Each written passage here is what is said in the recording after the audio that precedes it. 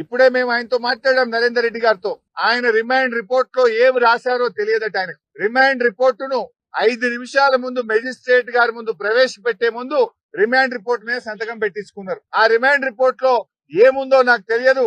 జైల్లో పొద్దున పేపర్లు చూస్తా ఉంటే రిమాండ్ రిపోర్ట్ లో కేటీఆర్ గారికి కూడా దీనిలో ప్రోద్బలం ఉన్నదని, కేటీఆర్ గారు ఎన్ని డబ్బులు ఖర్చు అయినా పెట్టమని చెప్పినట్టు వీళ్ళే రిమాండ్ రిపోర్ట్ రాసి, రిమాండ్ రిపోర్ట్ లో చదివే అవకాశం లేకుండా సంతకం పెట్టించి ఇవాళ తప్పుడు రిమాండ్ రిపోర్ట్ రాసినారు. తప్పుడు రాసిందని చెప్పి నరేందర్ రెడ్డి గారు మాకు చెప్తూ ఆయన చాలా బాధపడ్డాడు. అసలు నాకే సంబంధం లేదు, నాకే విషయం తెలియదు, కేటీఆర్ గారికి సంబంధం ఉందని ఆయనను ఇరికిచ్చే ప్రయత్నం, నన్ను అక్రమంగా ఇరికిచ్చారు, ఇది అన్యాయం. అసలు రిమాండ్ రిపోర్ట్ రాసే ముందు నాతో మాట్లాడలేదు, ఏమి రాశారో చదివే అవకాశం నాకు ఇవ్వలేదు, రిమాండ్ రిపోర్ట్ లో ఏముందో నాకు తెలియకుండా